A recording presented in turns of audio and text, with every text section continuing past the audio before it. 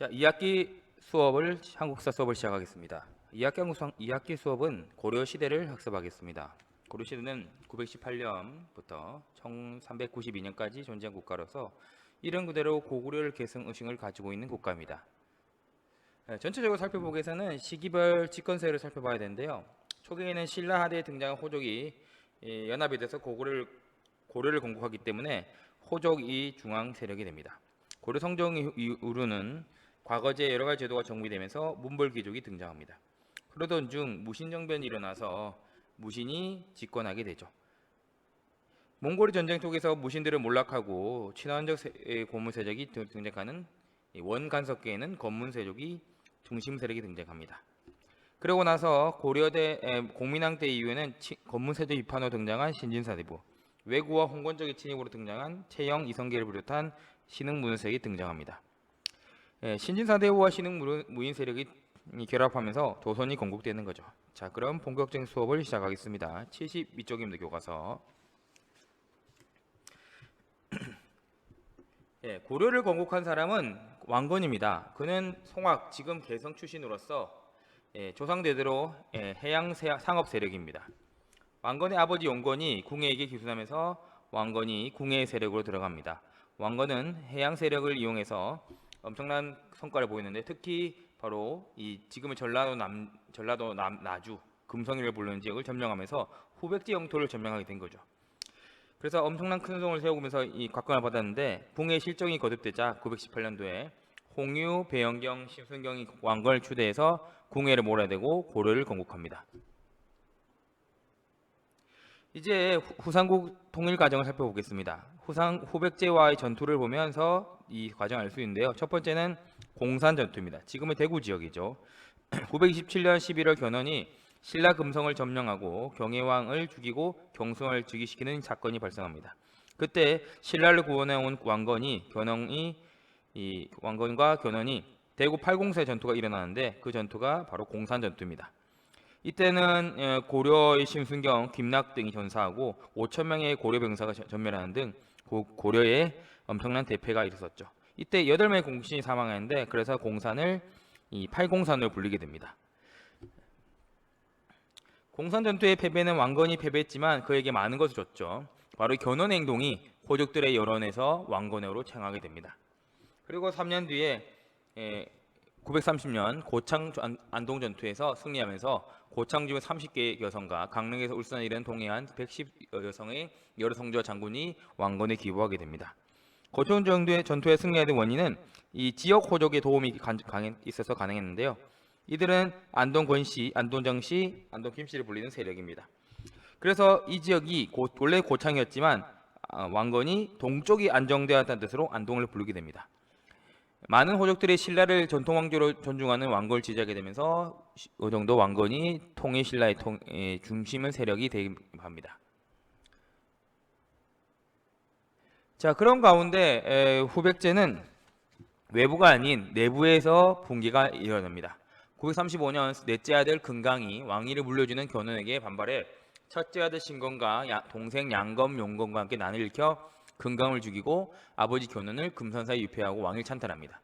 이에 견훤은 금선사를 살취해서 나주로 도망갑니다. 그 나주가 지금 이때 고려 영토였죠. 그래서 고려로 망명하게 되고 왕건은 견훤을 상부로 높은 아버지, 큰아버지로 존대하면서 관직과 궁궐을 거처를 제공하며 음식까지 제공합니다. 결국 이런 분위기에 신라 경순왕이 직접 궤경에 와서 항복을 요청하고 왕건은 12월 달에 승인하면서 신라가 멸망하게 됩니다. 이제 마지막 후백제만 남았죠. 936월에 견훤의 요청으로 후백제를 공격했습니다. 그때 구미 1, 2천에서 지금은 구미 선산 지역인데 여기 승리하고 신검에 항복하면서 후백제 멸망하게 되죠. 이로써 936년 고려는 후삼국을 통일하게 됩니다. 이제부터는 태조의 업적을 살펴보겠습니다. 태조의 업적은 다양한데 그 중에서 첫 번째 볼 것이 이 태조의 동상입니다. 고려 태조의 무덤을 93년도에 북한이 발굴하면서 발견했는데요. 여러 가지 볼 수 있는데 그 중에서 태조가 쓰고 있는 이 관이 바로 황제들만 쓰는 관이기 때문에 약간의 황제적인 이 성향을 띤 국가로서 보입니다. 태조는 세 가지 정책이 있습니다. 첫 번째는 민생 안정, 두 번째는 호족 융합 정책, 세 번째는 북진 정책입니다. 민생 안정은 전쟁이 끝났기 때문에 많은 이 백성들이나 이런 고통이 많았기 때문에 그걸 해결하기 위해서 첫 번째는 조세를 세금을 10분의 1세로 조절해서 감소시킵니다. 그리고 흑장을 설치해서 빈민 구제에 나서죠. 흑장은 뭐 우리가 진대포처럼 봄에 곡식을 빌려주고 가을에 갚는 제도 등 그 외에도 많은 빈민들을 도와줄 수 있는 의복이나 식료품 이런 걸 제공하는 장소입니다. 그리고 호족 융합 정책인데요. 우리가 왕건은 29명의 공식적인 부인이 있습니다. 그래서 이런 호족과의 결혼들 29명의 부인을 맞은 이유는 다 호족과의 결혼을 통해서 가족관계를 맺기 위한 방법이었죠. 두 번째는 사성 정책입니다. 바로 왕씨를 성에 내리는 거죠. 대표적인 것이 강릉 호족인 김수식인데요. 그는 이제 많은 공을 세워서 왕순식이 됩니다. 바로 왕씨를 내려준 거죠. 그 다음에 사신관 제도입니다. 사신관 제도는 고가 73쪽에 자세히 나오는데요. 지방 출신의 고관을 출신 지역의 사신관 임명하여 보호장 이하 향직 임명과 치안 통제를 책임하는 제도입니다. 쉽게 말해서 무슨 말이냐? 경순왕이 경주에서 있었죠. 그가 항복하고 나서 경주의 이 경순왕을 이 경주의 사신관 임명해서 그에게 이 지역의 치안과 향직의 임명을 하게 한 거죠. 두 번째는 그 다음은 기인 제도입니다. 그 다음은 기인제도입니다. 기인제도는 지방고제 자제를 벌모로 삼아 수도인 계교에 머물게 하고 출신제의를 자문하게 한 제도인데요. 쉽게 말해서 지방의 호족의 자제를 포로 삼는 제도죠. 그리고 공신들에게 토지를 지급했는데요. 대표적인 게 역분전입니다. 역분전에 관한 내용은 토지제도 다시 보겠습니다. 자, 그리고 그 다음에 북진정책입니다. 북진정책은 고려 이름 알듯이 고려 계승 의식을 강화하기 위해서죠. 평양을 다시 서경으로 이름을 담고 개발합니다. 우리가 고구려가 멸망하고 나서 평양이 버려졌었는데 다시 수도만큼의 큰 기능을 하게 된 거죠. 그 다음에 발해가 멸망하고 나서 발해의 왕자 대강행을 우대하여 받는 걸 통해 발해의 유민들을 포용했습니다. 그리고 거란을 적대해서 만복교 사건이라고 있는데 거란이 고려가 건국을 선물로 낙타 100마리를 줍니다. 그 낙타 100마리를 만부교라는 다리 밑에 묶어서 굶어 죽입니다. 그만큼 거란을 경계하고 적대했습니다. 자, 그렇고 나서 왕건은 결국 죽기 전에 마지막 이야기를 합니다. 바로 그게 후뇨 10조입니다. 공신이었던 박수리를 불러 후대 왕이 경계해야 될 10가지 내용을 남깁니다. 그게 바로 후뇨 10조인데 교과서 73쪽에 자세히 나옵니다. 자, 1조 불력으로 나라를 세웠으니 불교를 장려하고 사원의 폐단을 엄다하라. 불교로 나라를 세웠지만 사원의 문제들을 어느 정도 경계해다는 뜻이죠. 제2조 모든 절은 도선의 풍수사상에 따라 세우고 함부로 짓지 마라. 절을 함부로 짓지 않는 불교의 폐단을 경계하는 거고요. 제3조 장자가 왕을 계승하되 어지지 못하면 신망인자에게 법틀을 읽게 하라. 제4조 고려의 특성에 맞게 예약을 발전시켜라. 특히 거란의 짐승나라이니 거란 제도를 받지 마라. 제5조 서교를 중시했기 때문에 100일 이상 머물도록 하여라. 제6조 연등회와 팔관회를 소홀히 하지 말라. 국가 행사를 꼭 해라는 거죠. 제7조 8조는 바로 주기 정치에 입각한 어진 정치를 해라고 강조했습니다. 이렇게 왕건은 후뇨 10조를 남기고 결국 죽게 됩니다. 자, 그 다음은 광종입니다. 74조부터는 그 다음 왕들을 살펴볼 건데요. 첫 번째 왕은 해종입니다. 태조가 죽고 나서 태자인 해종이 즉위하는데요. 그는 집안이 나주옷이라서 그렇게 세력이 강하지 않고요. 조금 변방에 있습니다. 그러다 보니까 왕위 계승 분쟁이 바로 발생합니다. 태조가 죽기 전에 왕규호 박수리에게 후견인을 삼았는데 동생 왕효 왕소가 서경 세력인 왕심령을 동원해 반란을 일으킨다는 소식이 들려옵니다. 그에 왕규가 해종에게 이 사실을 알리죠. 하지만 해종은 동생들의 일이라고 듣지 않자 왕규가 도리어 해종을 죽이려 합니다. 이때 맞춰서 왕효 왕소가 왕규와 박수를 제거하고 권력을 잡습니다. 해종은 얼마 뒤 안째 사망합니다. 그래서 그 다음 즉위한 왕이 바로 셋째 왕자인 왕효입니다. 그는 두 가지 정책이 있는데요. 첫 번째는 광군 조직입니다. 거란의 위협을 계기로 군사 30만 명을 조직해서 전국 규모의 농민 예배구 성격으로 유사시에 군사력을 전환할 수 있습니다. 지방고족 세력의 지휘 아래 전국적으로 조직했죠. 그리고 자기 근거지였던 서경으로 천도할 계획을 추진하다가 갑자기 죽습니다.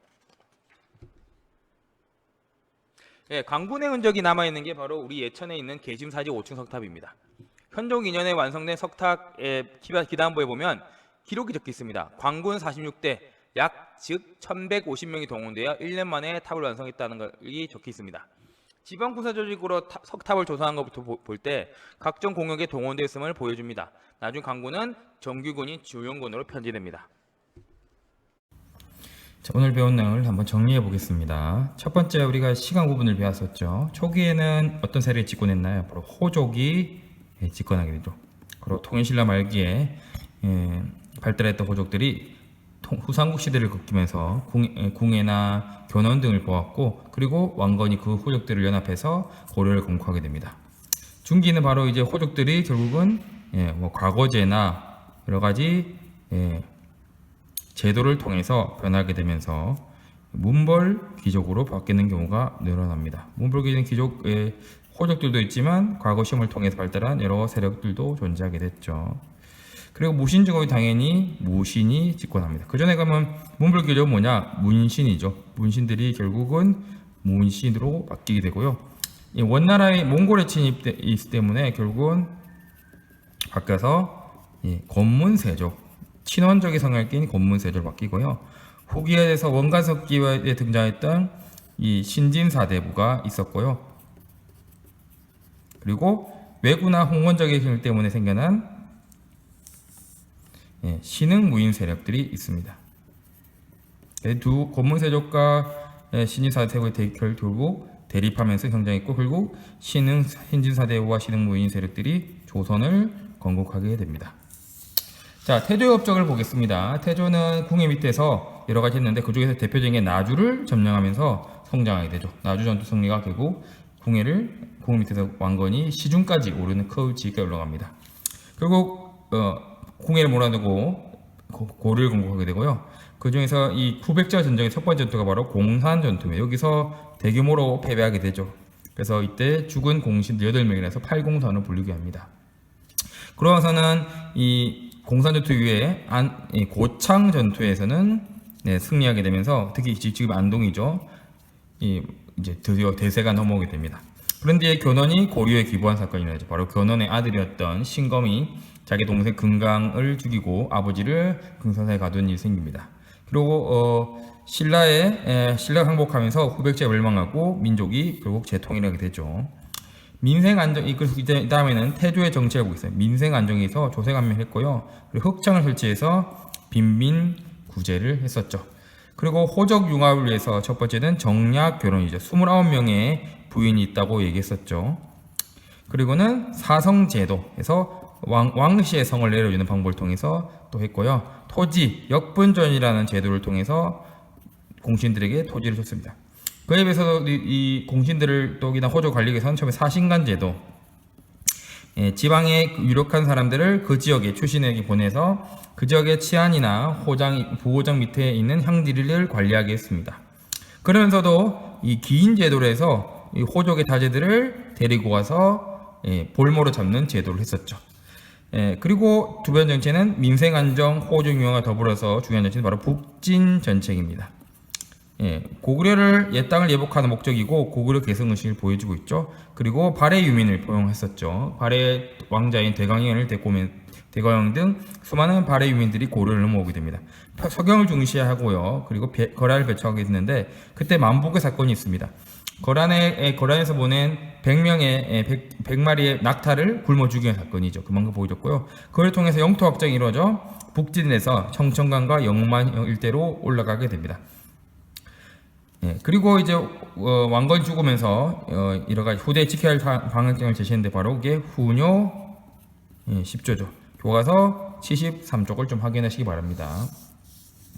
그리고 이제 태조가 죽고 그의 첫째 아들 회종이 즉위했지만 그는 집안이 나주 오씨 집안이고 나주 지역이 저 후백제 지역이기 때문에 사실은 크게 집안이 힘이 세지 않았습니다. 그렇지만 장자기 때문에 그를 왕위를 올렸죠. 그래서 왕규와 박수리를 통해서 그를 후견하려는데 결국은 광종, 셋째 아들 정종과 넷째 아들 광종이 손을 잡고 회종을 위협하고 왕교가 그걸 먼저 알아서 그걸 막으랬지만 회종이 아무렇지 않게 하자 왕교가 회종을 죽이려는 사건, 그리고 정종이 광종이 왕교를 죽이는 왕교의 난이 일어납니다. 그런 걸 통해서 결국 제3년 만에 사망하게 되고요. 정종은 그리고 정종이 즉위하는데 정종은 두 가지를 했죠. 하나는 광군 조직을 하게 되고요. 그리고 서경 천도 운동을 천도 계획을 추진하다가 그렇게 되는데, 광군은 아까 말했듯이 지방군으로서 농민 예비군입니다. 호종 밑에서 이 광군이 조직되고 관리됩니다. 그래서 우리가 대표적인 게 예천에 계심사에 있는 계심사지 5층 석탑이 이 광군에 의해서 세워지기도 했었죠. 전쟁이 없기 때문에 그 사이에는 예비군처럼 여러 가지 공사에 동원되게 했던 것 같습니다. 서견천도 계획은 왜 했느냐? 바로 이게 정종이 하고 있다 왕십령이라는 사람은 자기 숙부가 이 서경 출신이기 때문에 그 사람의 밑에 있어서 권력을 키우기 위해서 했지만 결국 어떻게 갑자기 서경천도 계획 중에 죽고 맙니다. 그래서 다음 왕제인 광종이 즉위하게 되죠. 이 부분부터는 다음 시간에 하겠습니다. 감사합니다.